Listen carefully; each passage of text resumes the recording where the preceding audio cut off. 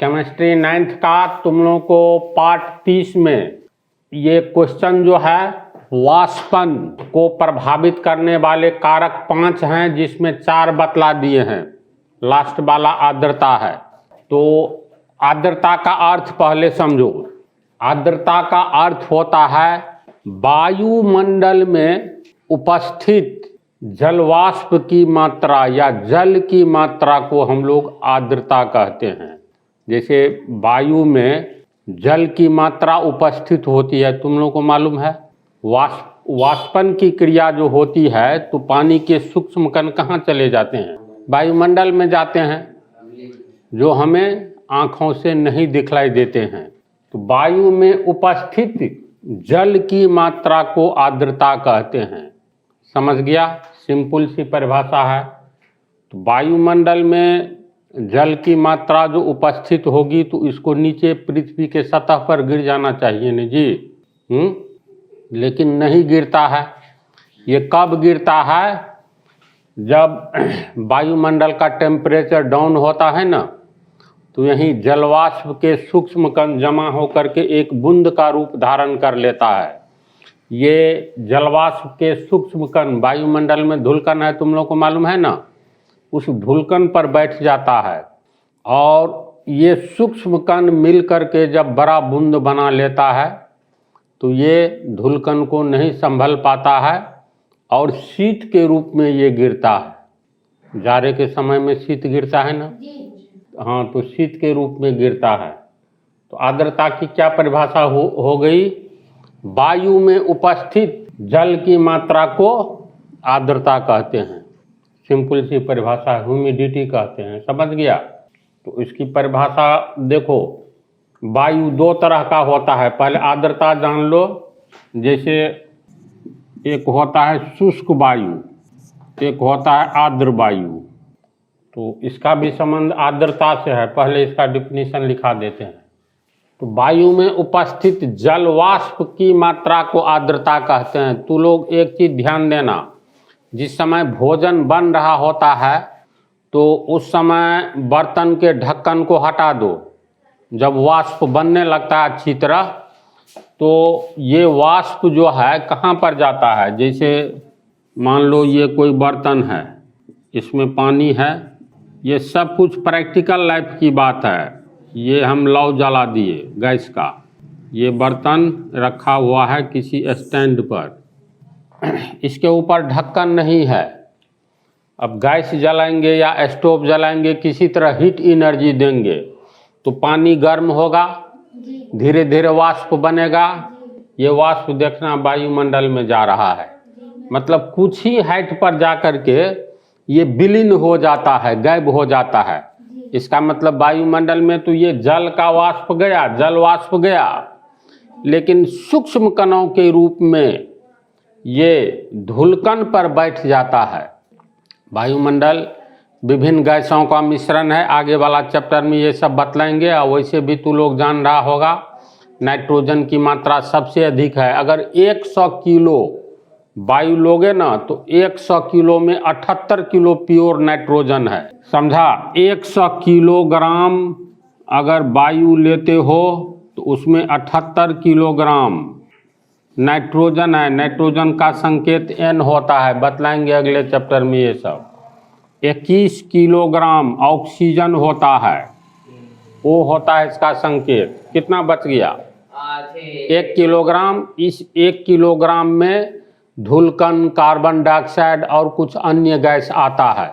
तो वायु विभिन्न गैसों का मिश्रण है, तो धूलकण गैस नहीं है, ये धूल का कण है। धूल समझता है, डस्ट। तो ये भी वायुमंडल में चारों ओर, पृथ्वी के चारों ओर फैला हुआ है। कहीं पर कम है, कहीं पर ज़्यादा है। मात्रा अलग अलग, हर एक स्थान पर अलग अलग धूलकण की मात्रा पाए जाते हैं। तो ये जल का वाष्प जब गर्म हो करके निकलता है, जब हम लोग खाना बनाते रहते हैं तो वाष्पीकरण जब होता है तो देखना कुछ ही थोड़ा ही ऊंचाई पर जा कर के ये वाष्प नहीं दिखलाई देता है। जहाँ से जिस सतह से, पानी के सतह से निकल रहा होता है, उस समय इसको तो हम लोग देखते हैं। तो ये जलवाष्प की मात्रा देखो, वाष्पीकरण समुद्र 71% भाग पर है। पृथ्वी के क्षेत्रफल पर 71% पर जल है ना, जिसे हम लोग समुद्र कहते हैं। 29% जो है 29% स्थल भाग है। इसी 29% पर तुमको पहाड़ है, नदी है, झील है, बस्ती है, शहर है, सब कुछ है। तो स्थल भाग पर भी तो बहुत बड़े बड़े विशाल झील हैं। इसके बाद तालाब है, नदी भी है। नदी स्थल भाग पर बहते हुए अंत में नदी में गिर जाती है, सॉरी समुद्र में। इसके बाद जो है वर्षा जब होती है स्थल भाग पर, तो ये पानी सब बाढ़ के रूप में अंत में समुद्र में चला जाता है। तो वाष्पीकरण की प्रक्रिया संपूर्ण पृथ्वी पर होती है। वाष्पन का कार्य संपूर्ण पृथ्वी पर, और पृथ्वी के चारों ओर वायुमंडल है। तो जब वाष्पन की क्रिया होगी तो ये जल वाष्प कहाँ जाएगा? सीधे वायुमंडल में जाएगा। तो तेज धूप में वाष्पीकरण ज़्यादा होता है। पहले भी बतला दिए हैं, जैसे अप्रैल मई के टाइम में देखना कपड़ा बहुत जल्दी सूख जाता है। बारिश के टाइम में बतलाओ तो कपड़ा जल्दी सूखेगा? जुलाई अगस्त में कि अप्रैल मई में? अप्रैल मई में सूखेगा। तो बारिश के समय में भी वायुमंडल का टेम्परेचर मान लो 35 डिग्री सेल्सियस रहता है, 34 डिग्री 35 डिग्री सेल्सियस रहता है। मान करके चलो अप्रैल में ये टेम्परेचर रहता है 34 डिग्री 35 डिग्री सेल्सियस। तो दोनों समय में, कहने का अर्थ प्योर गर्मी के टाइम में जब वर्षा नहीं होती है, जैसे अप्रैल मई का टाइम खतरनाक टाइम होता है ना, धूप बहुत कड़ी रहती है, उस समय में कपड़ा जल्दी सूख जाता है। जब वर्षा प्रारंभ होती है तो कपड़ा सूखने में देरी लगता है, जाड़े के समय में और देरी लगता है। इसका अर्थ है अप्रैल मई में वाष्पन की क्रिया तेज होती है कड़ी धूप में, है ना ऐसी बात। बारिश के टाइम में वाष्पन की क्रिया होती है लेकिन कम होती है, जबकि धूप उतना ही रहता है। जाड़े के टाइम में दक्षिणी गोलार्ध में सूर्य चला जाता है, जिसके कारण भारतीय उपमहाद्वीप में गर्मी कम पड़ती है। भारतीय उपमहाद्वीप कहा जाता है भारत, पाकिस्तान, बांग्लादेश, लंका को मिला करके भारतीय ये 3 ठो देश, भारत, बांग्लादेश, पाकिस्तान को भारतीय उपमहाद्वीप के नाम से बोला जाता है, समझा। तो भारतीय उपमहाद्वीप में गर्मी के समय में सबसे ज़्यादा वाष्पीकरण की क्रिया होती है अप्रैल मई में खास करके समझो। और भारत में तो 4 जून को मानसून प्रवेश कर जाता है। 4 जून के बाद मानसून की बारिश होने लगती है। जून के लास्ट तक संपूर्ण भारतवर्ष में मानसूनी हवा फैल जाती है। तो वाष्पन की क्रिया लगातार होती है। तो इसका एक अर्थ ये भी है अत्यधिक गर्मी में वाष्पन की क्रिया ज़्यादा होती है, यानी वाष्पन का संबंध ताप से है, टेम्परेचर से। ताप बढ़ने पर वाष्पन की क्रिया ज़्यादा होगी, ताप घटने पर वाष्पन की क्रिया कम होगी। तो निष्कर्ष ये है, तो ये वाष्पन की क्रिया के द्वारा जल का वाष्प बन जाना, ये वाष्प वायुमंडल में चला जाता है। तो ये वायुमंडल में कहाँ रुकेगा? वायुमंडल में तो तुमको वायु भरा हुआ है, तो वायु में ही मतलब प्रवेश करके जहाँ भी रुके धुलकन पर रुकता है। जल का वाष्प का कण अति सूक्ष्म होता है, ये धुलकन पर बैठ जाता है। तो निष्कर्ष ये है वायु में जलवाष्प की मात्रा उपस्थित है पृथ्वी के चारों ओर। जहाँ पर टेम्परेचर अधिक रहता है वहाँ पर जलवाष्प की मात्रा अधिक उपस्थित होगी। जहाँ पर ये टेम्परेचर कम रहता है वहाँ वाष्पन की क्रिया धीमी होती है, तो वहाँ पर कम उपस्थित होगा। तो जल जब वाष्प का रूप लेता है तो वाष्प भी क्या है? पानी के सूक्ष्म कण है, बहुत मतलब अत्यधिक छोटा सूक्ष्म कण जो वायुमंडल में धुलकन पर बैठा रहता है, समझ गया।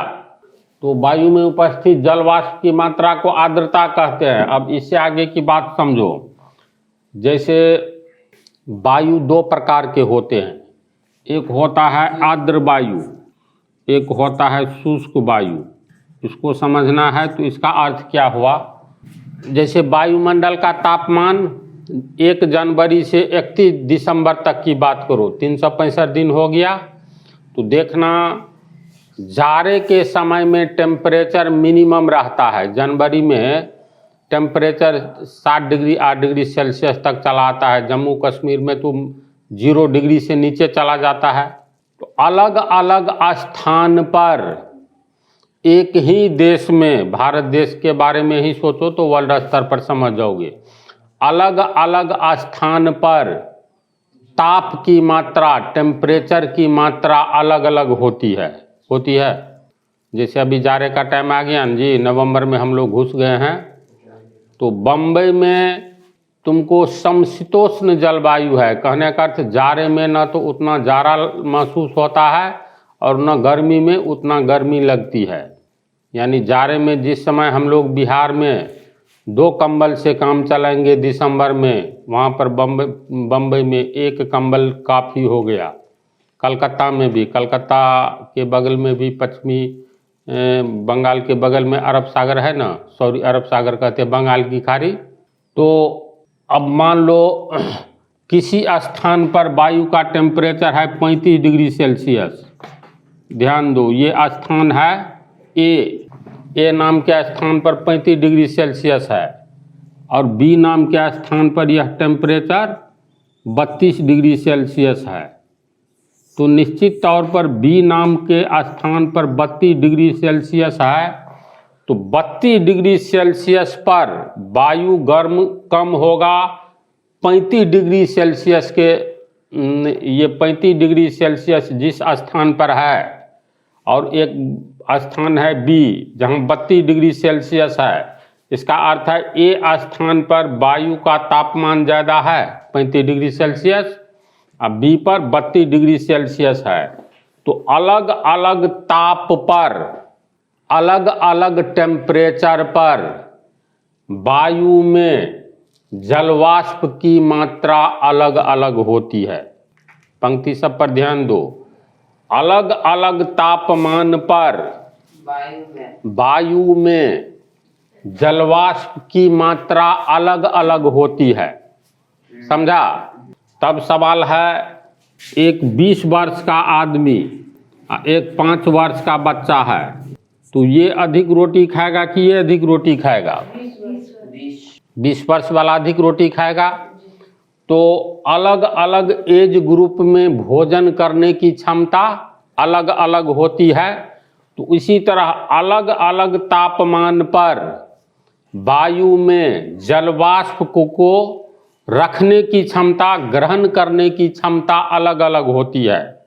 इसको ऐसे भी समझ सकते हो, 35 डिग्री सेल्सियस पर अगर हम लोग वायु का आयतन ले ले, 1 लीटर वायु लेते हैं, 1 लीटर कितना?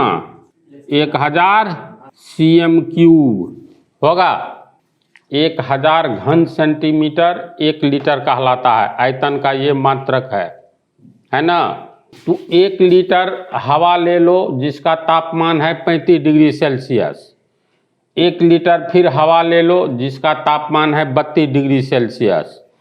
तो 32 डिग्री सेल्सियस पर 1 लीटर हवा में जलवाष्प रखने की अपनी क्षमता होगी, जो अधिक से अधिक इतना जलवाष्प को हम रख सकते हैं। मान लो 1 लीटर 32 डिग्री सेल्सियस पर 1 लीटर हवा में अगर हम लोग मान लेते हैं 50 ग्राम जलवाष्प है, समझ गया? मतलब इतना जलवाष्प ये रख सकता है, मान करके चलो। यानी 1 लीटर हवा लेंगे तो 1000 घन सेंटीमीटर हवा हो गया। 32 डिग्री सेल्सियस वाला हवा, जिस हवा का तापमान 32 डिग्री सेल्सियस है, उसका हम 1 लीटर लेते हैं, तो इस तापमान पर ये कितना जलवाष्प रख सकता है, जल का सूक्ष्म कण, अपनी क्षमता होती है। जैसे अभी बोले ना, 5 साल का बच्चा अधिक से अधिक कितना रोटी खाएगा? तो मान लो 2 रोटी खाएगा। तो हम लोग कह सकते हैं 5 साल का बच्चा के खाने की क्षमता 2 रोटी है अधिकतम।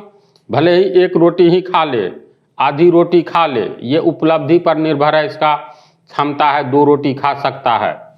20 साल का एक लड़का, उसकी अपनी क्षमता होगी ना जो अधिक से अधिक कितनी रोटी खाएंगे। तो इसी तरह अलग अलग तापमान पर वायु में जलवाष्प ग्रहण करने की अधिक से अधिक कितनी क्षमता होती है। देखो ध्यान से सुनो, बहुत अच्छी बात तो लोग समझ जाओगे। आर्द्र वायु किसको कहते हैं, शुष्क वायु किसको कहते हैं, किस तरह के वायु में कपड़ा जल्दी सूखता है, इसलिए बिल्कुल कंसंट्रेट होकर के सुनते जाओ। अलग अलग तापमान पर वायु में अधिकतम क्षमता जलवाष्प रखने की कितनी क्षमता होती है, अधिक से अधिक। समझा बात को। अगर मान लो 32 डिग्री सेल्सियस पर 1 लीटर वायु में अधिक से अधिक 50 ग्राम जलवाष्प आता है, इससे अधिक वह नहीं रख सकता है। तो अधिकतम क्षमता 1 लीटर वायु जिसका तापमान 32 डिग्री सेल्सियस है, अधिक से अधिक 1 लीटर वायु में 50 ग्राम जलवाष्प रह सकता है, जल का सूक्ष्म कण रह सकता है। समझ गया। अब मान लो 50 ग्राम की क्षमता है, लेकिन उसमें तुमको अभी फिलहाल 30 ग्राम ही है जलवाष्प। 1 लीटर वायु की क्षमता कितने जलवाष्प को रखने की है, 50 ग्राम, लेकिन 30 ग्राम है। समझ रहे बात को। ऐसा होता है। तो अपनी क्षमता जितना जलवाष्प रखने की क्षमता है, उस क्षमता से कम जलवाष्प रहेगा तो इसको हम लोग कहेंगे शुष्क वायु। शुष्क वायु कहेंगे। क्षमता से कम, हाँ, निश्चित तापक्रम पर वायु में जितनी जलवाष्प रखने की क्षमता है, उस क्षमता से कम जलवाष्प है, यानी जल के सूक्ष्म कण। तो ऐसी स्थिति में ऐसे वायु को शुष्क वायु कहेंगे। समझा। जैसे यहाँ पे 1 लीटर हवा रहता है, 35 डिग्री सेल्सियस रहता, तब उसमें कितना है। अब देखो तापमान चेंज हो गया। मान लो कल्पना करो 32 डिग्री सेल्सियस से अगर किसी दिन 35 डिग्री सेल्सियस तापमान है वायु का, तो इसका भी 1 ही लीटर लो, 1 लीटर वायु ले लो, तो इसकी क्षमता ये 50 ग्राम नहीं होगी, मतलब या तो अधिक होगी। समझ गया। यानी कि तापक्रम बढ़ने पर अधिक क्षमता बढ़ेगी। हाँ, हर एक टेम्परेचर पर समान आयतन वाले वायु में जलवाष्प रखने की क्षमता अलग अलग होती है। लाइन को समझा। हाँ, जैसे 35 डिग्री सेल्सियस पर 1 लीटर वायु में कितनी जलवाष्प की मात्रा रहनी चाहिए, ये सब फिक्स है। इससे ज़्यादा होगा तो ये बूंद के रूप में गिर जाएगा, चाहे महीन सूक्ष्म बूंद के रूप में, ओस के रूप में गिरे, या मान लो बड़ा बूंद के रूप में गिरे, बारिश के रूप में गिरे। लेकिन निश्चित तापक्रम पर किसी भी वायु में जलवाष्प यानी जल के सूक्ष्म कणों, जलवाष्प क्या है, जल का एकदम सूक्ष्म कण है जिसे हमारी आंखें नहीं देख पाती है। जलवाष्प को तो हम लोग देख लेते हैं, ये सूक्ष्म कणों का समूह है। ये दर्पण है, मान लो तू दर्पण के पास खड़ा हो करके ऐसे तू सांस छोड़ करके आज प्रैक्टिकल कर लेना, मतलब 10 बार 15 बार सांस छोड़ोगे ना, तो देखना जो इस पर जल के सूक्ष्म कण तुमको कुछ ही सेकंड में दिखलाई देने लगेंगे। ऐसा प्रयोग तू करके आज तू लोग देखना। छोटा सा दर्पण ऐसे ले लेना नज़दीक में, इस पर जो है ना मुंह से नाक से सांस छोड़ना, मुंह से ज़्यादा सांस निकलता है, और थोड़ी देर बाद देखना, थोड़ी देर बाद क्या 2-4 सेकंड के बाद ही देखोगे जल का सूक्ष्म कण ये दर्पण के सतह पर आ जाता है।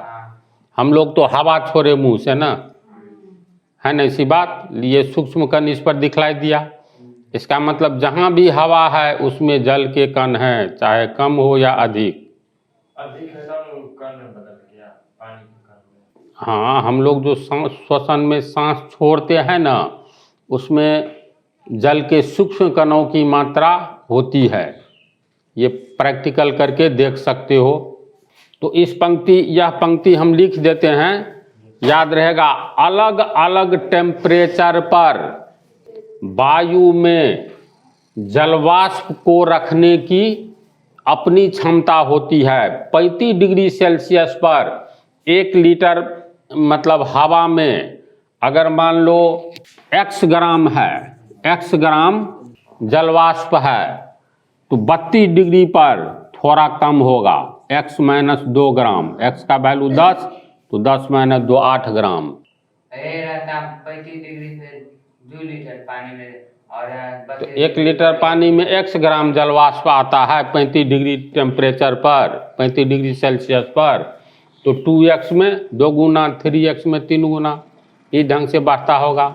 1 लीटर हवा में और 35 डिग्री सेल्सियस पर 1 लीटर हवा में कितना है? मतलब मेरा कहना यह है, जो अलग अलग तापक्रम पर हाँ, अधिक कैपेसिटी वायु में अलग अलग जल फिक्स है, अलग अलग जलवाष्प की अधिक से अधिक मात्रा कितनी रहेगी, यह अलग अलग होता है। 35 डिग्री सेल्सियस पर मैक्सिमम अधिक से अधिक 1 लीटर वायु में कितना जलवाष्प रह सकता है। तापक्रम बढ़ेगा तो क्षमता बढ़ेगा, हाँ, घटेगा तो घटेगा।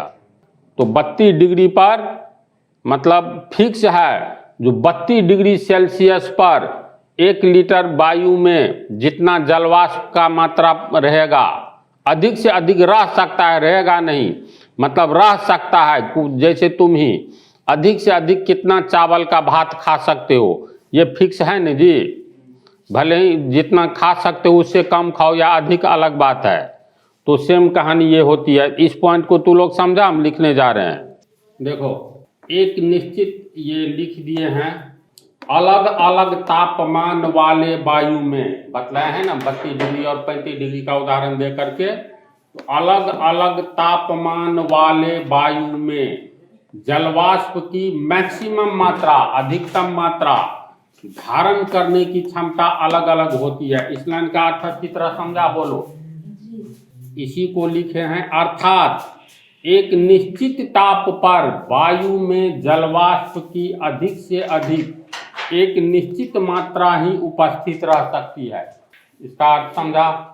एक निश्चित ताप पर मान लो वायुमंडल का तापमान 24 डिग्री सेल्सियस है, तो फिक्स हो गया 24 डिग्री सेल्सियस पर वायु में जलवाष्प की अधिक से अधिक यानी मैक्सिमम कितनी मात्रा उपस्थित रह सकती है, तो अधिक से अधिक एक निश्चित मात्रा ही उपस्थित रह सकती है। याद रहेगी बात। और ये किस पर निर्भर करता है, पृथ्वी पर यह अधिकतम मात्रा भिन्न भिन्न क्षेत्रों में अलग अलग हो सकती है। इसका अर्थ हुआ, मान करके चलो तू चले जाओगे दक्षिणी ध्रुव पर, समझा। पृथ्वी का सबसे दक्षिणी छोर दक्षिणी ध्रुव कहलाता है, और पृथ्वी का उत्तरी छोर उत्तरी ध्रुव कहलाता है। उत्तरी ध्रुव दक्षिणी ध्रुव के भाग में बीच में अलग अलग क्षेत्र का नाम है, विषुवत रेखीय क्षेत्र नाम है, ये सब बतलाएंगे ज्योग्राफी में। तो मान लो हम उदाहरण ले जैसे ऑस्ट्रेलिया का, ऑस्ट्रेलिया महादेश है जी। दूसरा उदाहरण ले लो इंडिया का यानी भारत का, तो दोनों दो तरह का स्थान हो गया। अब ऑस्ट्रेलिया में 32 डिग्री सेल्सियस पर, इंडिया में 32 डिग्री सेल्सियस पर, ऑस्ट्रेलिया में 32 डिग्री सेल्सियस पर 1 लीटर हवा में अधिकतम वाष्प मान लो 20 ग्राम आ सकता है, अधिक से अधिक। तो जरूरी नहीं है इंडिया में 32 डिग्री सेल्सियस पर ही हवा के 1 लीटर आयतन में 20 ग्राम आएगा। क्यों? इसका कारण अलग से है, समझा ना। वो निर्भर करता है तुमको स्थलीय भाग, जलीय भाग। पृथ्वी पर दो हिस्सा में बटा हुआ है, एक समुद्री इलाका 71%, महासागरीय क्षेत्र 29%, स्थलीय भाग सब पर वो बतला रहे हैं। पहले मुख्य बात को समझ लो तो आर्द्र वायु हल्का है, इसको समझा। पृथ्वी पर यह अधिकतम मात्रा यानी वायु में उपस्थित जलवाष्प की अधिकतम मात्रा एक निश्चित तापक्रम पर अलग अलग स्थान पर वैरी करता है, समझ गया। तो इतनी बात को समझ गया, जो एक निश्चित तापक्रम पर अलग अलग। वायु में अधिकतम मात्रा कितनी होगी यह फिक्स रहता है। अब आओ तो शुष्क वायु और आर्द्र वायु किसे कहते हैं, इसको उतार लिया ना। चलो समझो, एक होता है आर्द्र वायु और शुष्क वायु। वायु दो तरह के होते हैं। आर्द्रता की उपस्थिति के अनुसार वायु दो तरह के होते हैं। आर्द्रता किसको कहते हैं ये तो बतला ही दिए हैं। वायु में उपस्थित जल कणों की मात्रा को आर्द्रता कहते हैं। तो अब वायु दो तरह के होते हैं, किसके आधार पर, तो आर्द्रता के आधार पर। तो पहला होता है तुमको आर्द्र वायु, दूसरा होता है शुष्क वायु, ड्राई एयर। तो पहले समझो आर्द्र वायु किसे कहते हैं, इसका ठीक उल्टा है शुष्क वायु। तुम लोग को बतलाए हैं एक निश्चित तापक्रम पर, टेम्परेचर पर वायु में अधिक से अधिक जलवाष्प ग्रहण करने की क्षमता कितनी होती है, फिक्स रहता है। अलग अलग टेम्परेचर पर वायु में अधिकतम जलवाष्प रखने की क्षमता होती है, यानी अधिक से अधिक कितना जलवाष्प को रख सकता है सूक्ष्म जल कणों के रूप में। तो अब मान लो हम लोग वायुमंडल के वायु मतलब मान करके चलो ना, किलोग्राम में ही मानो 10 किलोग्राम वायु लिए एक परमाणु इकाई पर। 1 किलोग्राम वायु ये मास हो गया। इससे पहले तुम लोग को लीटर आयतन में उदाहरण दिए थे। 1 किलोग्राम वायु में मान करके हम लोग चलते हैं 30 डिग्री सेल्सियस पर 1 किलोग्राम वायु, ध्यान दो कितना तापमान है 1 किलोग्राम वायु का, तो 30 डिग्री सेल्सियस टेम्परेचर है। गर्मी के टाइम में रहता है 40-42, राजस्थान में 49 डिग्री सेल्सियस चला जाता है। तो मान लो 1 किलोग्राम वायु में वायु का टेम्परेचर 30 डिग्री सेल्सियस है। इस तापमान पर 1 किलोग्राम वायु में हम लोग मान ले 5 ग्राम जलवाष्प, हाँ, जल के सूक्ष्म कण। जलवाष्प क्या है, जल के सूक्ष्म कण। तो 5 ग्राम जलवाष्प अधिक से अधिक रह सकता है। जैसे एक 10 साल का बच्चा अधिक से अधिक 4 रोटी खा सकता है, भले ही उसके आगे 2 रोटी ही दी जाए। 4 के बदला 5 दे देगा तो 1 रोटी ज़्यादा खा लेता है। तो इस सब में कोई ऐसा होता रहता है। 4 जिसको अधिक से अधिक 4 खा सकता है तो 1 या 2 अधिक खा लेता है। खाना का स्टाइल चेंज कर देने पर सब्जी के साथ मान लो तू 4 रोटी खा सकते हो। जब ये मछली बनेगी तो 4 के बदला 6 हो जाएगा। तो तुम्हारी अधिकतम सीमा 4 रोटी खाने की थी, खाना थोड़ा चेंज कर देने पर कितना 2 ठो अधिक खा लिया, जबकि अधिकतम क्षमता कितना है 4 रोटी ही खाने का।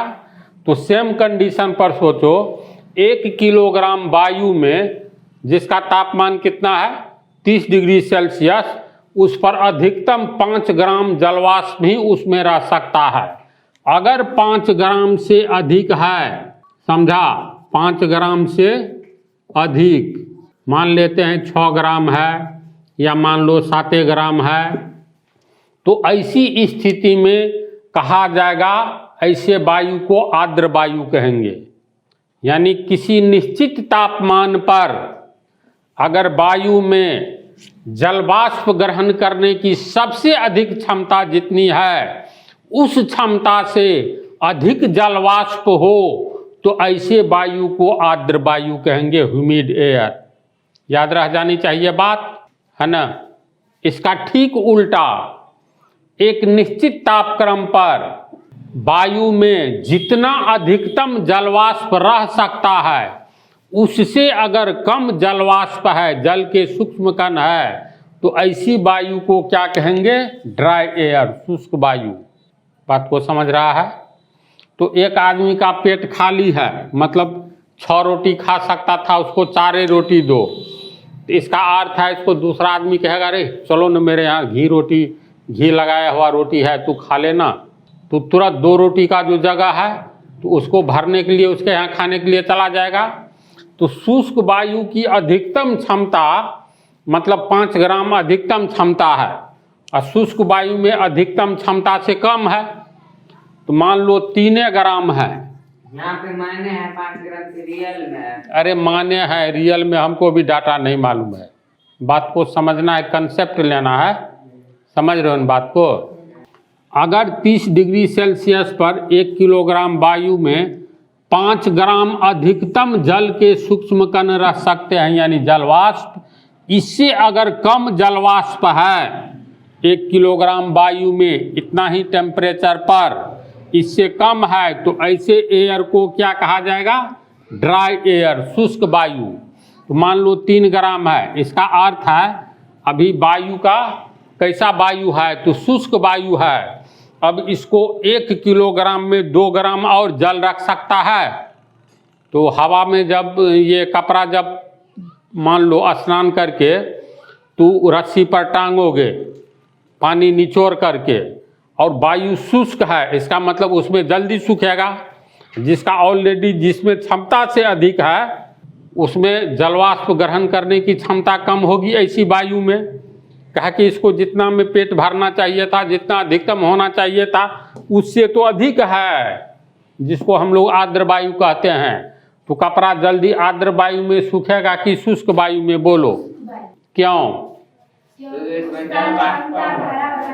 क्योंकि इसके एक निश्चित आयतन में, आयतन या द्रव्यमान भी बोल सकते हो, निश्चित आयतन यानी 10 लीटर आयतन या 50 लीटर आयतन में जितना जलवाष्प होना चाहिए दिन के समय में ही ना कपड़ा पसारते हो, जितना होना चाहिए उतना नहीं है। इसीलिए ये वाष्पीकरण के द्वारा प्राप्त मतलब कपड़ा पसारोगे तो वाष्पीकरण होगा ना, वाष्प बनेगा धूप पड़ने पर, तो ऐसा वायु तुरंत ग्रहण करेगा, क्योंकि उसको अपनी क्षमता से भी, शुष्क वायु में अपनी अधिकतम क्षमता से कम आर्द्रता है ना इसी बात।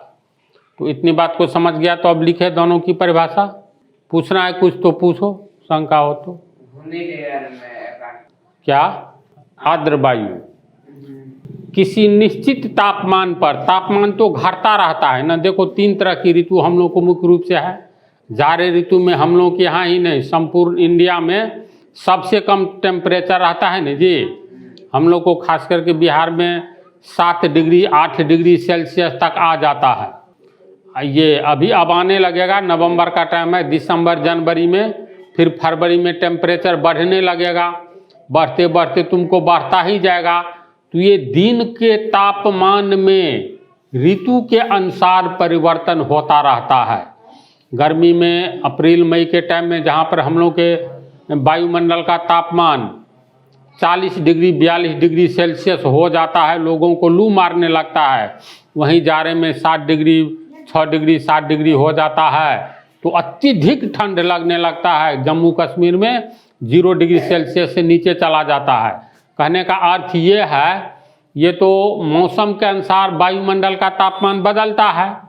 तो किस तरह के मौसम में और किस तरह की हवा में कपड़ा सबसे अच्छा सूखता है? तो इसका आंसर है ड्राई एयर, शुष्क वायु में। तो पूछा है ह्यूमिड एयर, तो ह्यूमिड एयर का मतलब ऐसा वायु जो एक निश्चित तापक्रम पर उसमें जितना जलवाष्प ग्रहण करने की अधिकतम क्षमता है, उस क्षमता से अधिक जल वाष्प उसमें उपस्थित है, तो ऐसे वायु को हम लोग आर्द्र वायु कहेंगे। 5 ग्राम लेगा तो 6 ग्राम हो जाएगा। हाँ, जैसे उदाहरण अभी दिए, 1 किलोग्राम वायु ले लो वायुमंडल से।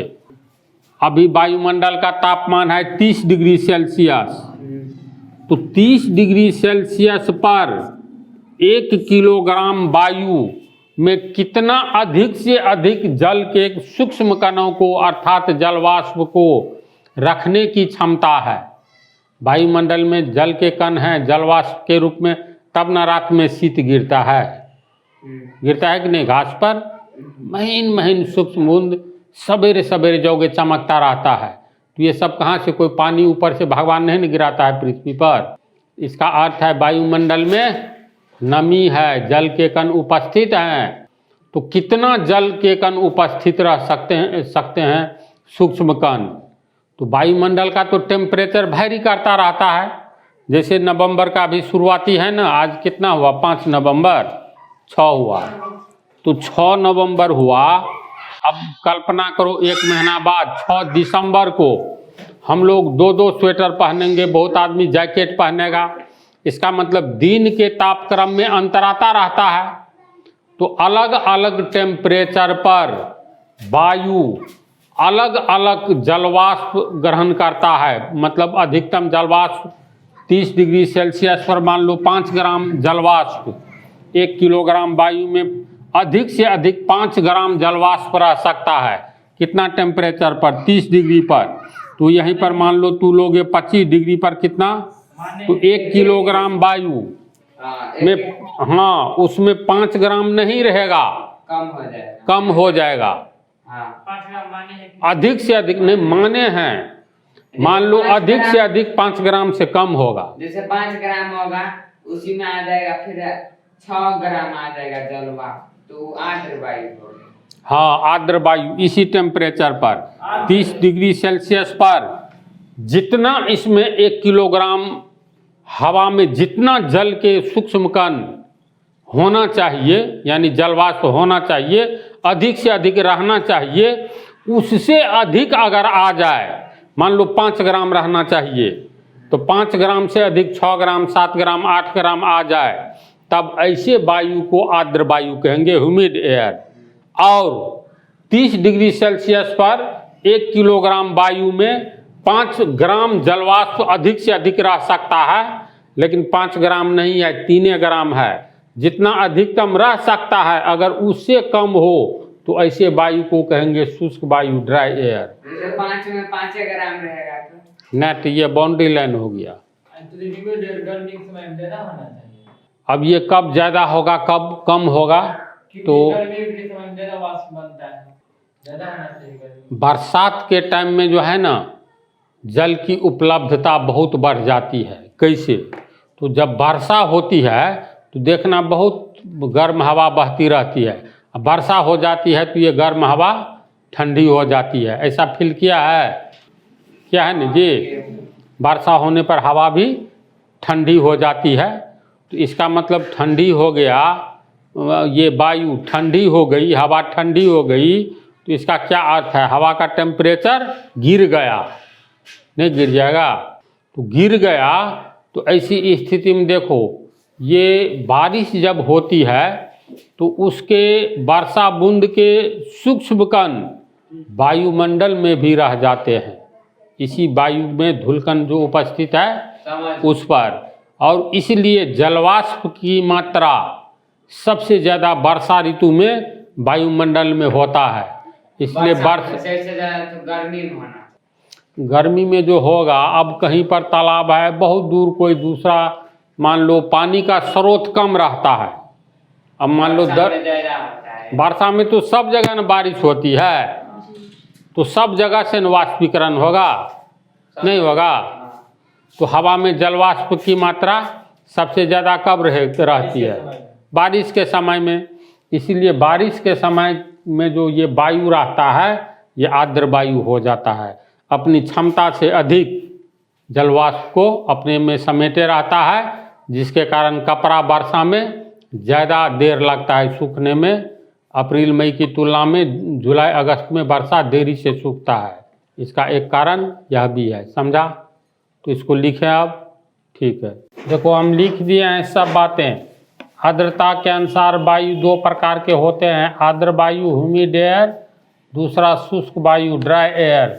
आर्द्र वायु निश्चित टेम्परेचर पर, तापक्रम पर किसी वायु में उपस्थित अधिकतम जलवाष्प धारण करने की क्षमता से अधिक जलवाष्प हो, यानी जितनी क्षमता है अधिकतम उससे अधिक जलवाष्प हो तो ऐसे वायु को आर्द्र वायु, और अधिकतम क्षमता से कम हो जलवाष्प तो ऐसे वायु को शुष्क वायु, ठीक है। फिर देखो अब बतला ही दिए हैं, आर्द्र वायु में द्रव का वाष्पन बहुत कम होता है, क्योंकि ऑलरेडी इसमें जितना जलवाष्प अधिक से अधिक आना चाहिए उससे अधिक है, जब पूरा पेट भर गया है, उससे अधिक खा लिए हो तो और कैसे खाओगे, है ना मुश्किल, एक दो और खा लोगे।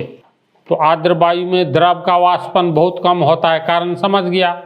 जबकि शुष्क वायु में वाष्पन जल्दी जल्दी होता है, ये तो अभी अधिकतम सीमा तक भी नहीं पहुंचा रहता है शुष्क वायु।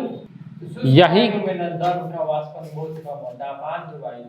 शुष्क वायु में वाष्पन जल्दी जल्दी होता है। शुष्क वायु में का अर्थ क्या हुआ, निश्चित तापमान पर उस वायु में अधिकतम जितना रहना चाहिए जलवाष्प उससे कम है, तो कम रहेगा तो उसको जलवाष्प ग्रहण करने की क्षमता उसकी ज़्यादा होगी।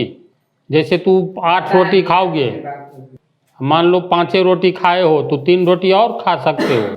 तू लोग समझा इसको। यही कारण है कि भींगा हुआ कपड़ा शुष्क वायु में शीघ्रता से सूख जाता है, यानी जल्दी से सूख जाता है, जबकि आर्द्र वायु में सूखने के लिए यह अधिक समय लेता है, क्योंकि वायुमंडल में वायु जब आर्द्र रहेगा तो जलवाष्प धीरे धीरे ग्रहण करेगा, तो कपड़ा सूखने में टाइम लगेगा। तो मेरे विचार से इस टॉपिक में कहीं कुछ तुम लोगों के लिए पूछने वाला नहीं रहा, कुछ नहीं रहा, तो चलो इसको यहीं समाप्त करो। अब अगला टॉपिक अगले पार्ट में।